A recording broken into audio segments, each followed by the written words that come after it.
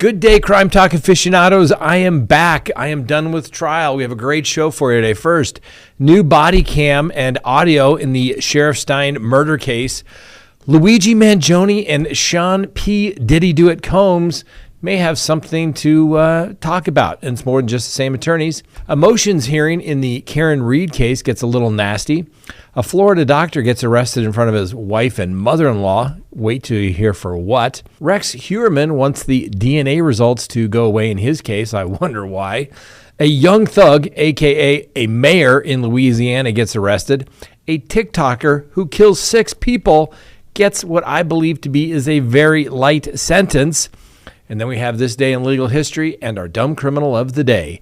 Let's talk about it. All right, lawyer.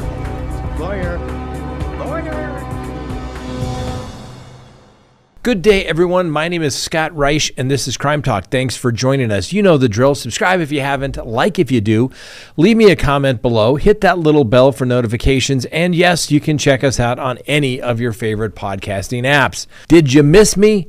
I'm always super optimistic when I'm in trial, thinking, I will have time. I will make time to do a show, or I'll just go live. And then reality hits and you realize that's simply not going to take place, because when you're in trial, there's always something to be done. And so I wasn't able to do a show. So my apologies. I had to keep my attention focused on my client. Now you're asking, did we win or did we lose? We lost. Guilty on all 4 counts, ladies and gentlemen. Let's just say juries don't like when people have images of young people on their computer. We'll just leave it at that. All right, let's go ahead and open the record for January 9th, 2025. First on the docket, new body cam footage reveals the 911 call being made right after a judge was already allegedly gunned down by a sheriff in his office. That's right. Sean Steins, the former sheriff, is accused of peppering his former friend, Judge Kevin Mullins, with 8 bullets in the Letcher County Courthouse there in Whitesburg, Kentucky. Now, this goes back to September 19th of last year, and he had asked to be alone with Judge Mullins in his chambers before he allegedly took the judge's life following some sort of an argument. Now, the ex-sheriff Steins later surrendered to the officers, and he was charged with 1 count of first-degree murder of a public official, and he has since pled not guilty. Now, the audio of the newly released footage, someone can be heard saying to a 911 responder, "I've got an emergency at the courthouse. I need an ambulance here right now." The call handler then asks what happened. The person replies, "The judge has been shot." Now, following the shooting, it had emerged that Sheriff Steins was previously accused in a federal lawsuit of allegedly failing to investigate suggestions that one of his deputies was repeatedly sexually assaulting women.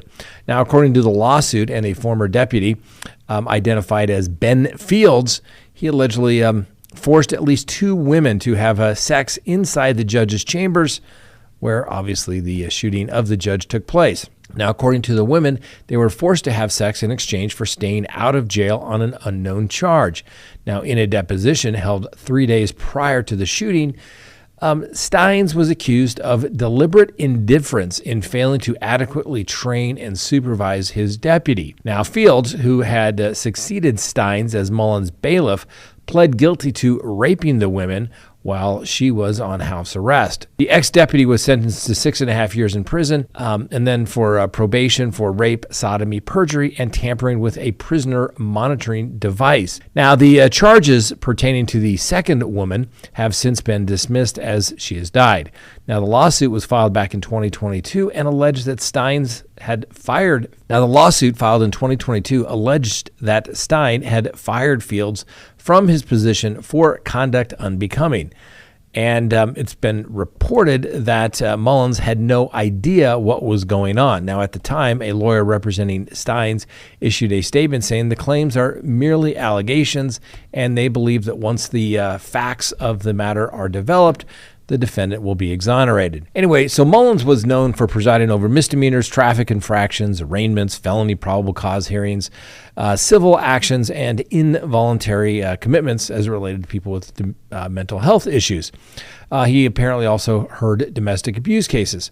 Well, the Kentucky Supreme Court Chief Justice, a guy by the name of Lawrence V. Vandemeter, has told a outlet that he was shocked by the act of violence and that the court system was simply shaken by the news. Now, as a result of the shooting, when it did in fact take place, the schools were locked down because everybody thought that they were possibly dealing with an active shooter type situation. Former Sheriff Steins, obviously he's looking at spending the rest of his life in prison. Now, whether he knew about or the judge was involved in any sort of inappropriate conduct, which there are some allegations that he maybe was involved in something inappropriate, to be determined. But I'm telling you, it's not a defense to deliberate shooting of the judge. We've all seen the video, or if you haven't seen the video, we can put it up. But the reality of it is going to be a tough case for the sheriff. There's no self-defense there. Heat of passion only reduces the level of felony. It doesn't give you a free pass, indeed. So we're just going to have to wait and see what evidence comes out, or if there's going to be some sort of a plea deal. That should be coming out soon. If they're going to do a plea deal. I just don't know where this case is going. I don't see a lot of defenses that one could viably do it in light of the video. This could be the shortest murder case trial in the history of Kentucky, if not the United States. Once you see the jury, you could probably do this in about 3 witnesses. Literally, 3. It's that simple.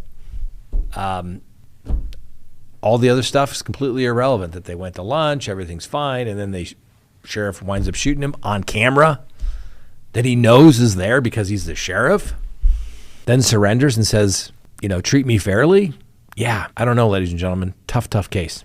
Next on the docket, Luigi Mangione, the person that a lot of people think is a hero. That's right. Luigi Mangione was scheduled to be in court here next week, but that date has been moved. It has been now pushed out to February 17th in federal court. The reason being is that the both sides want to have additional time to do whatever pretrial stuff they're going to do, which is basically turn over all the discovery, let everybody see what they're going to do. As far as, is this like a case that we're going to go to trial on, or is this a mitigation case for old Luigi?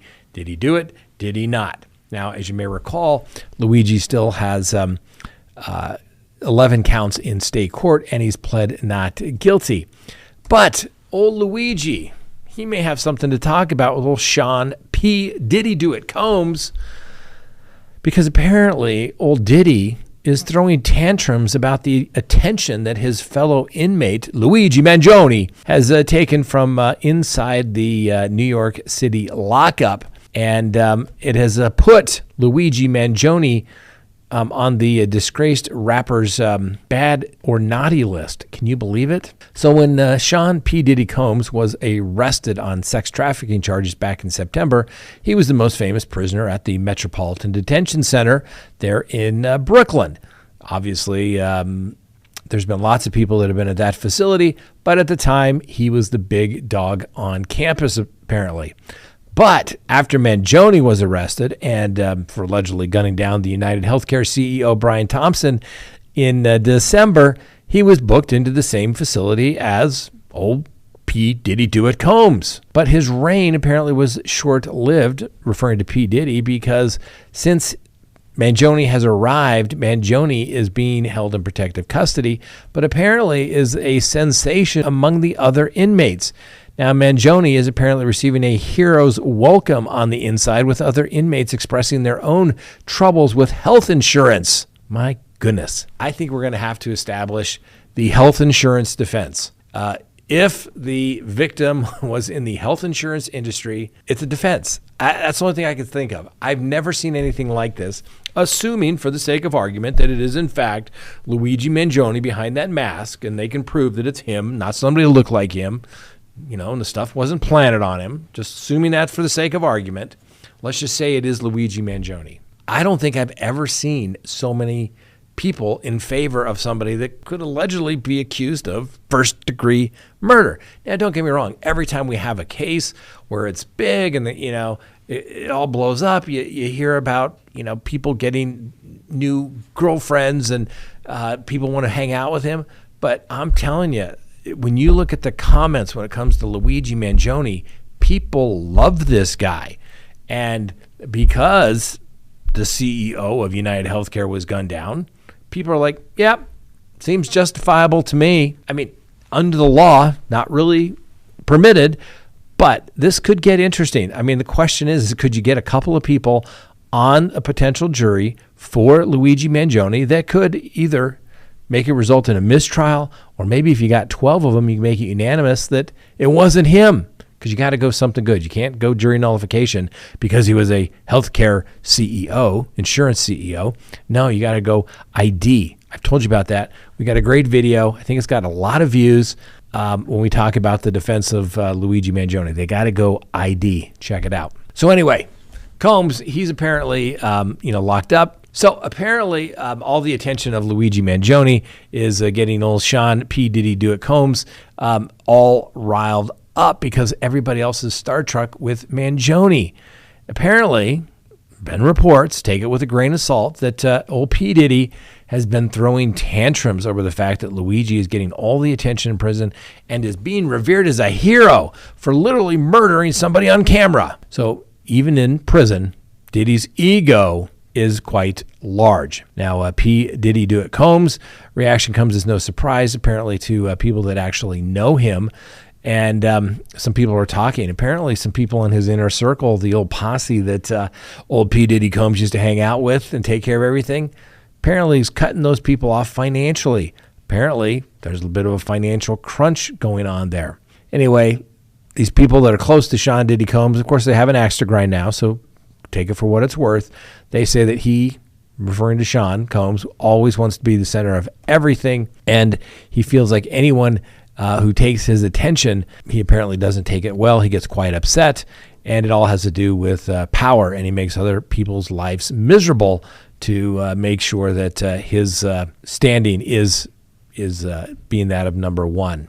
Apparently, Mr. Combs has very little power to do with anything about threats to his popularity these days. Now, obviously, he is facing decades behind bars, as is old Luigi. But as it relates to old P. Diddy, federal agents raided his home in Los Angeles and Miami back in March of last year, seizing hundreds of sex videos and a mountain of sex paraphernalia, including 1,000 bottles of baby oil and lube, in a statement by the United States Attorney. Now, all this relates back to the alleged sex parties that P. Diddy allegedly hosted called freak-offs, and apparently they were not always consensual. That's going to be the big problem. Now, the feds charged Combs with racketeering, conspiracy, sex trafficking, and transportation to engage in prostitution. Now, Mangione, on the other hand, faces life in prison on the 11 counts, including first-degree murder and furtherance of terrorism in state court. And police said that he obviously gunned down Thompson the day after he wrote a manifesto against insurance companies. Now, Combs and Mangione share the same legal team as well, but they've never spoken to each other. Now, both men will remain at the Metropolitan Detention Center for the foreseeable future, and friends suspect that Combs will perpetuate a one-sided rivalry in this particular case. I can't imagine Mangione having any beef in any way with old P. Diddy. Mangione comes from means. I'm assuming his family's going to take care of him while he's on the inside, making sure his commissary is stocked up. It's not like old P. Diddy's going to be able to offer protection, since he's probably paying people for protection in there as well. So we'll have to wait and see. But on another interesting note, before we leave the Mangione story, is that every year LinkedIn comes in with a list of jobs that are rising for the new year.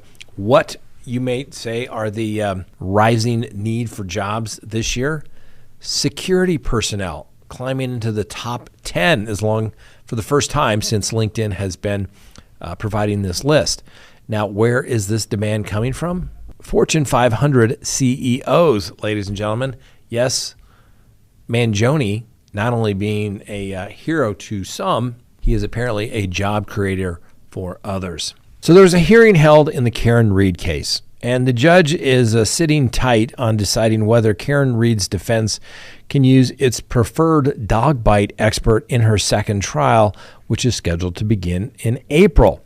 So after yet another hearing to determine the fate of Dr. Marie Russell's testimony in the retrial, the judge took the prosecutor's request to exclude the dog bite expert under advisement. She doesn't have the qualifications. She doesn't have the experience. She doesn't have the methodology.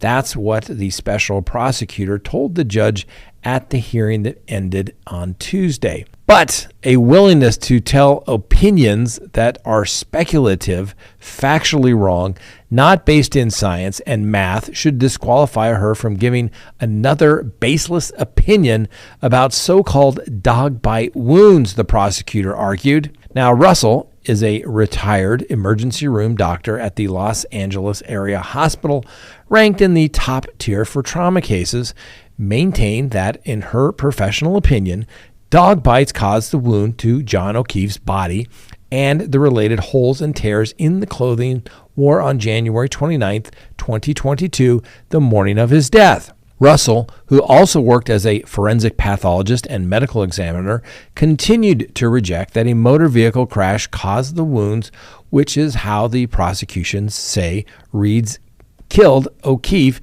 saying that none of them follow the typical patterns of motor vehicle strikes. Now, the prosecutors grilled Dr. Russell over the standards and methodology that she used in concluding that the dog caused the abrasion to O'Keefe's right arm. You have personal experience that you treated dog wounds, and you're looking at it like you're simply deciding to you that this looks similar, the prosecutor asked. You're giving your personal asides, aren't you? The doctor responded, I actually find that quite offensive. Now, minutes later in the heated cross-examination, the prosecutor suggested to Dr. Russell that she was relying upon subjective opinion. With all due respect, Mr. Prosecutor, the doctor said, I am not somebody who just came off the streets, she said. I have at least 30 years as a physician, and I use that information in helping me from my opinion about the wounds.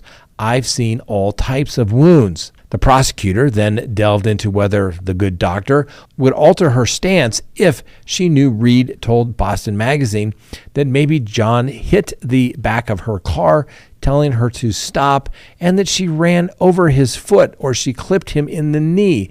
In his drunkenness, he must have passed out. It wouldn't help because those wounds were caused by a dog, the doctor said. Now, the doctor also testified to the same opinion during the first trial that ended in the summer with a hung jury.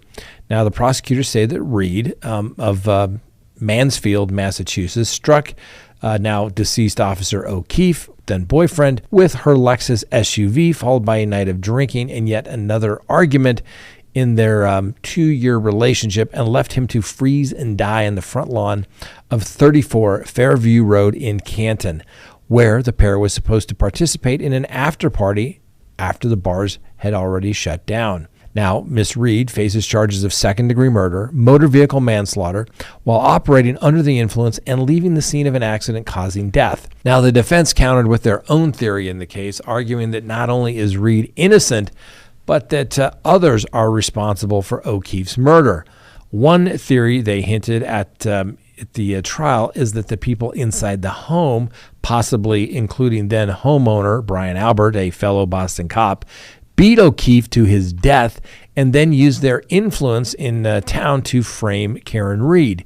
They also allege that Albert's dog, a German shepherd named Chloe, which the family has since surrendered, participated in the attack. Now, if you ran an artificial intelligence program, you couldn't come up with a more perfect witness for the subject matter of the testimony, defense attorney Robert Alissi told the judge. The crucial issue is whether she is qualified. To me, is 100% in her favor. Now, at trial, the defense had 3 other experts who also concluded that O'Keefe's wounds couldn't have come from the motor vehicle strike. Now, the prosecutor filed a motion Tuesday seeking to also block two of the other experts, the crash reconstructionist, a guy by the name of Daniel Wolf, and Andrew Rentschler, from testifying again in the second trial that is forthcoming in April. Now, the judges have a duty under a case called Daubert, who are supposed to be the gatekeepers to allow in expert testimony. Now, remember, expert testimony can come from a layperson. You can have a layperson provide expert testimony. For example, can you provide an opinion as to how fast somebody was going? That would be sort of an expert opinion. You could have your auto mechanic come in and testify as to the cause of why the engine failed. And then you have, these experts that have lots of CVs, fancy word for resume, their curriculum vitae. And it's, like I said, it's a fancy word for their resume. And they say, based upon their training of experience, this is what my opinion is. And it ultimately goes to the trier of fact, to the question of the trier of fact. And in this particular case, this doctor should be allowed to testify unless there is something that is so flawed in her methodology that the judge could find that it is basically junk science. I don't see the judge doing that. The standard is pretty low for expert opinion testimony. And if the prosecution doesn't like the expert opinion testimony, they can go get their own expert. You don't necessarily exclude them from coming in as just because you don't like the testimony doesn't mean that you don't get to hear it. The jury gets to hear it, and they can decide what weight to give to the testimony and what credibility to give to the testimony. We'll see how this all plays out. There's another court appearance scheduled for January 31st. All right, check out this video. A Florida doctor is accused of sexually exploiting young girls, including a 13-year-old who hung herself. That's right. He's being pulled over and is being arrested in front of his mother-in-law and wife, a kid's mental health specialist. So palliative care doctor Stephen Andrew Leedy was arrested in Georgia on December 19th when he was made to pull over on the side of the road there on I-575.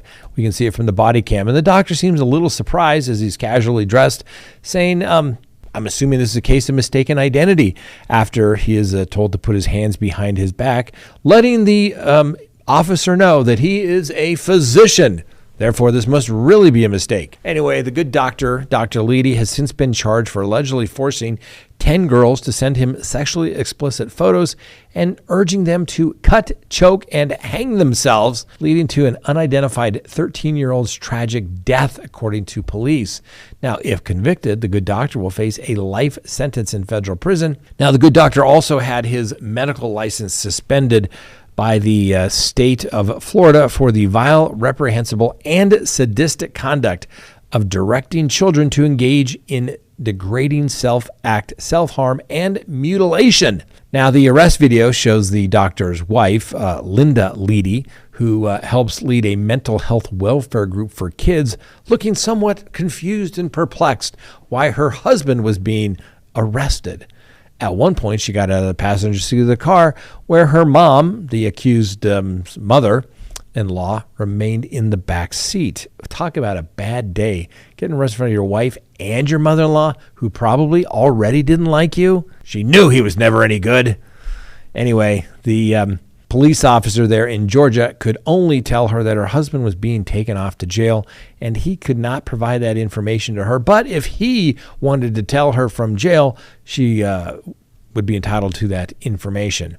Anyway, Dr. Leedy is expected to be transported back to the Tampa Bay area to face the charges, which include 3 counts of production of child sexual abuse materials and 2 counts of coercing or enticing a minor to engage in sexual activity. So, ladies and gentlemen, that is the new buzzword, child sexual abuse material. That is what they refer to as child, ladies and gentlemen. So that's what the good doctor was asking them to send. Now, Dr. Leedy is accused of using a username of Maximum Uncle hashtag 9112 to prey on roughly 10 children in this year-long alleged crime spree, according to the Justice Department. Now, the doctor allegedly instructed the minors in online text to produce sexually explicit images of themselves and directing them to cut, choke, and hang themselves. In one incident back in November of 2022, a 13-year-old girl was found to have hanged herself in a bathroom in front of her phone, with officials pointing to the manner being consistent with what Leedy's apparent directions ordered her to do. A search of the phone later uncovered sexually charged chats with Leedy, during which he convinced her to engage in daily hangings. Now, the weight of the evidence against the good doctor is extremely strong, according to police. And Leedy very clearly engaged in this behavior with approximately 10 minors across the country. According to the prosecutors, he had absolutely no regard for their safety and took advantage of children more than half his age to gratify himself. Now, Leedy has been practicing in Florida since 1991. Now, obviously, we'll give him the presumption of innocence, but weird, and creepy indeed. And that's one of the weird things that about those types of cases is, what does it look like? Usually middle-aged dude. Maybe someday we'll tell you about this case we just tried where somebody showed up a witness and looked like they had a call to central casting for a CPA. Turned out the guy was a prolific collector of inappropriate images. You just can't make this stuff up, ladies and gentlemen. So, good reason why you should go to CrimeTalkSearch.com. For example, this guy's screen name, this Dr. Leedy's screen name. When you go to CrimeTalkSearch.com and you sign up for that background subscription service, guess what? One of the things that you are going to find out in the background report is what are some of the usernames that are associated with the person that you are searching. Emails also, right? So it's not going to give you, are they married? Are they divorced? Do they have a criminal history? It's going to give you all these usernames, screen names, emails associated with this individual. And then you can ask yourself, well, why do they have all of those usernames, screen names, and individuals? Is it for all of their accounts that they have online that they don't want anybody to see or know about and they're not using them? But it all gets linked back because of the way the world works now. It all gets compiled, and you can find it all in one convenient location at CrimeTalkSearch.com. So go there, ladies and gentlemen. It could save your life. It could save somebody else's life. Information is knowledge. Find out who you're dealing with, who is coming into your life. CrimeTalkSearch.com. And remember, you can cancel at any time. So whether you want to do one search or 1,000 searches, it's completely up to you. Next on the docket, Rex Heuermann. That's right, the accused Gilgo Beach serial killer Rex Heuermann is charged in the murders of 7 women, but the attorneys say the DNA results from hair found at 6 crime scenes should be excluded from the trial. How many times have we talked about this? If it was good evidence for the defense, you would say, bring it in, right? Or if it's bad and it hurts your case, you find a way to make it disappear. Was it obtained illegally? Try to have it suppressed. Or is it unique, novel technology and maybe is not reliable? That's one way. Let's continue. So Mr. Heuermann's attorneys are asking the judge to exclude expert testimony related to nuclear DNA results from hairs found at the crime scene because they say the technique is not reliable, just like in the Karen Reed case, right? Can't trust it. Can't trust the opinion. Can't trust the results. Anyway, the goal would be if they were to successfully dismiss the evidence, the prosecution's case is not a very good one against Mr. Heuermann.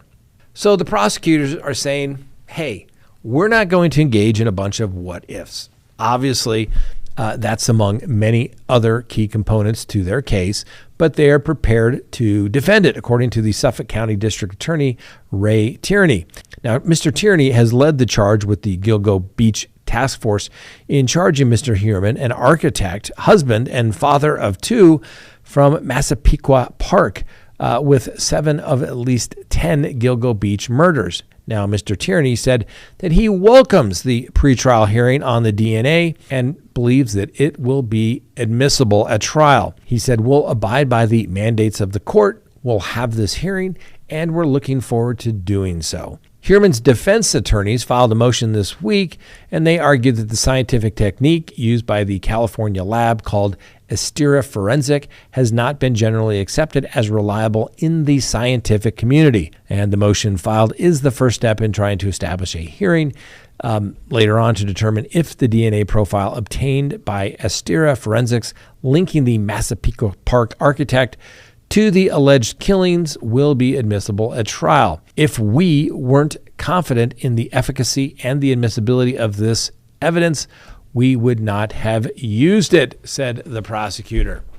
So there you go. All right, next on the docket, a young thug, not the young thug, but a young thug, also known as a mayor in Louisiana, was arrested on Tuesday for allegations connecting him to a drug trafficking investigation in his home state. Now, the Bogalusa mayor, Tyrin Trong, who's 25, was arrested and charged with engaging in transactions involving proceeds from drug offenses, solicitation of prostitutes, and unauthorized use movable, which refers to intentionally taking or using one's personal property without their consent. Now, the prosecutors in this case say we have zero tolerance for wrongdoing, especially from public officials. That's from the Louisiana Attorney General, Liz Murrell. Now, she said that she's proud of other law enforcement agencies who's worked on the investigation. You know, they always do that when they make a big arrest. Anyway, the Louisiana State Police said its Narcotic and Violent Crime Task Force launched an investigation into a drug trafficking organization operating in Bogalusa back in 2024. The operation was conducted over several months in collaboration with the local district attorney's office and the Louisiana Department of Environmental Quality.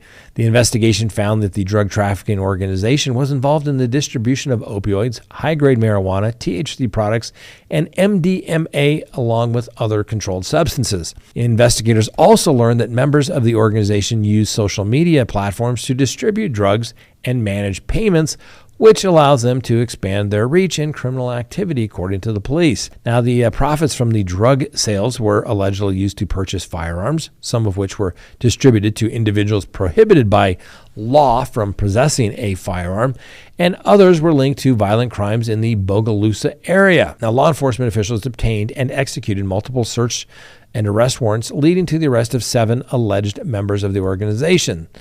Police arrested Mackenzie Lynn Cephalou, D. Salim Wally Pittman, Darrell S. Pittman, Salaya Dean Malik Pittman, Tanya Renee Stage, and Devin Michael Williams, all from Bogalusa. Now, like Trong, the other 6 suspects were arrested for engaging in transactions involving proceeds from drug offenses. Now, others were also charged with conspiring to distribute Schedule I controlled substances and later being charged with distribution of Schedule II controlled substances as well. All 7 suspects were booked into the Washington Parish Jail.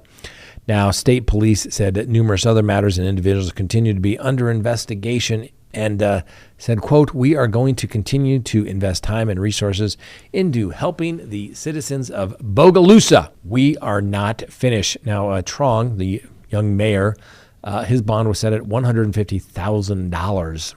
Needless to say, the mayor's office did not immediately respond to a request for a comment. Now, at the age of just 23 years old, Trong became the mayor of Bogalusa back in 2022, ousting the city's incumbent, Wendy O'Quinn Perrette, who was elected to her first term in 2014.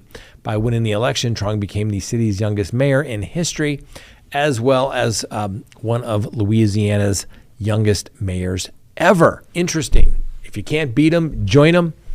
And if you're going to run a criminal enterprise, I guess you should do it from the mayor's office. Now, we'll give the young mayor his presumption of innocence because he's entitled to that. But I think his political career is over. However, it is Louisiana. This may be a badge of honor, going to prison, having a felony. Next, a TikToker learns his fate, and I think he gets a pretty soft sentence. So a wealthy Florida TikToker who killed 6 people with his speeding BMW at the young age of 17 has now avoided a lengthy prison sentence. So Noah Gallet, who's now 20, was driving at 151 miles an hour on January 27th of 2022 when he plowed right into the back of an SUV in Palm Beach County, causing it to roll over and send 3 of the passengers flying from the car.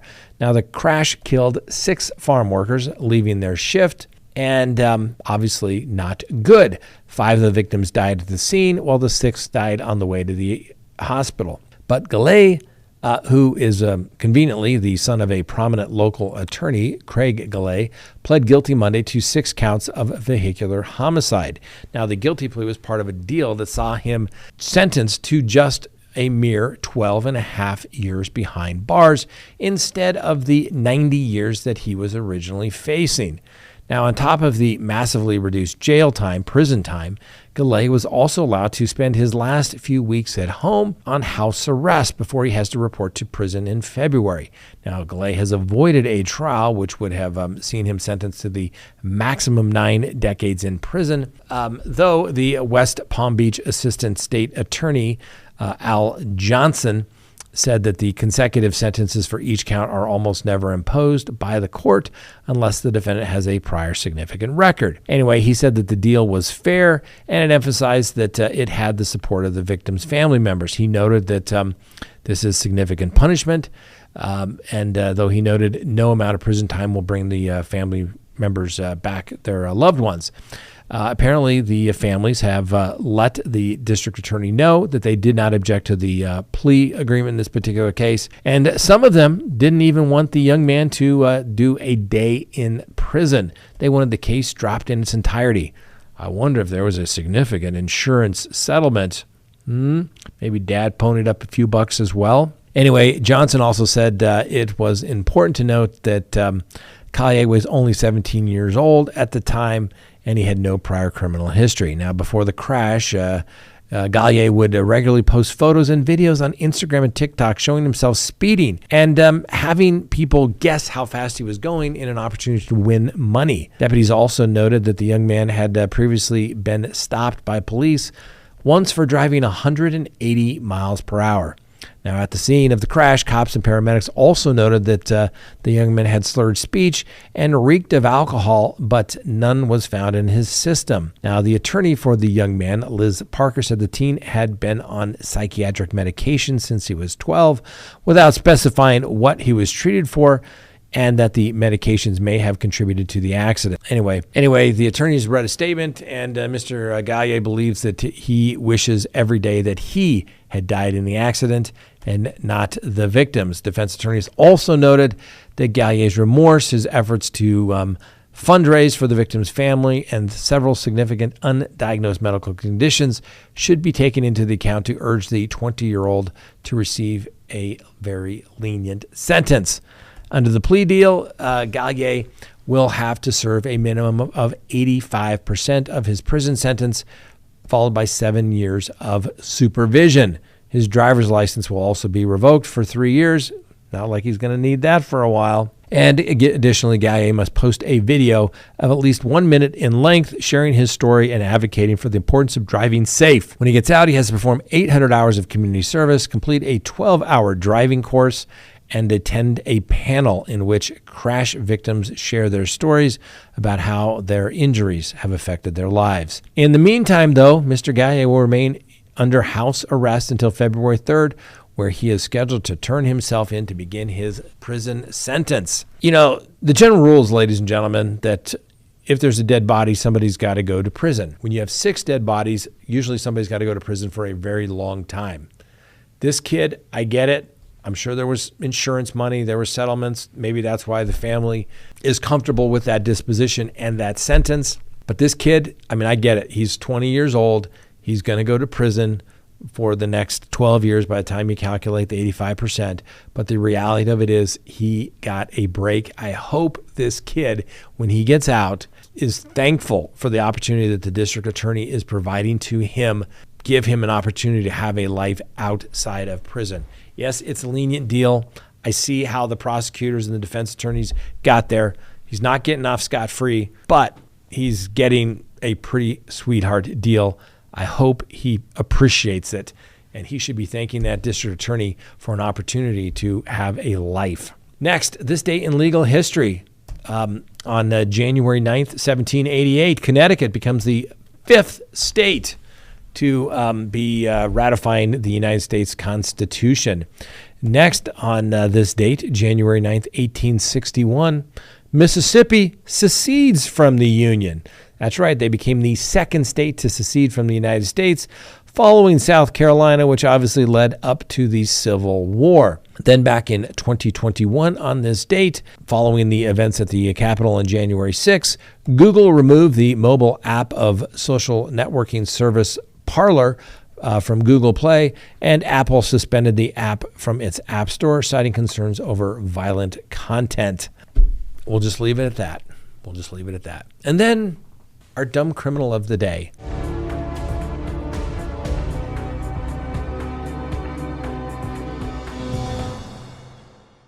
Who just happens to be an attorney, who's going to be, assuming these allegations are true, an ex-attorney. That's right. The Jacksonville Sheriff's Office in Florida conducted an investigation into why all these illegal drugs into the Duval County Jail, which resulted in 21 arrests, one of which was a defense attorney.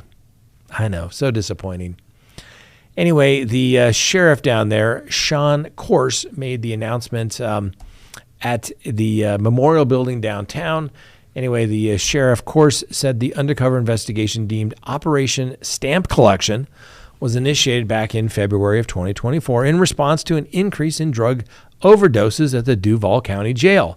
Right? Seems reasonable to investigate overdoses at the jail, since it's supposed to be a closed environment where drugs aren't just supposed to be coming in. So the police noted that there's nothing to suggest that all of these people were working together. But it is alleged that Nathan Williams, the attorney, is a defense attorney in Jacksonville, and he's obviously licensed to practice law. Probably won't be much longer. Anyway, it is alleged that he, the attorney, delivered drug-soaked sheets of paper into the jail in exchange for money. Now, Sheriff Corse said Williams coordinated with inmates and inmates' family members to admit sheets of legal paperwork into the jail. However, the paper was laced with synthetic marijuana, known on the streets as paper dope or K2. Now, Williams, a solo practitioner who was admitted to the bar in 2014, and apparently attended the Florida A&M University and College of Law, and was a member of the Army National Guard for 16 years. Not good. Anyway, the goal of Operation Stamp Collection was to lower drug overdoses in the Duval County Jail. Anyway, back in 2023, he said there were 23 overdoses in the jail. But in this year, the investigation began. The number dropped to 9. Anyway, Williams was arrested Sunday evening and faces 8 third-degree felonies. Mr. Williams, you are a dumb criminal of the day. Starting off the year, not good for you. Hate to see when attorneys get in trouble. You're supposed to do it better and cleaner. And then the fact that you were a defense attorney just sucks, because now people are going to say, look, I knew the defense attorney was... No. You don't take stuff into jail you're not supposed to do. Over the years, I've had clients that asked, can I have this paper clip? Can I do? No. I've had people ask me to do things. No. And we leave it at that. You just don't do it. As I've said it once, and I'll say it again to Mr. Williams, if you were one of my attorneys working for me, I would say and tell you this: no client is worth going to jail for, and you've never been paid a sufficient amount of money to give up your law license. That is the truth. Mr. Williams, you are a dumb criminal of the day. Congratulations, you made it. All right, ladies and gentlemen, thanks for taking the time to be with us today. I apologize for not getting a show out the last couple of days, but like I said, I was in trial, but we're back. So we'll see you tomorrow. And remember, the Constitution matters.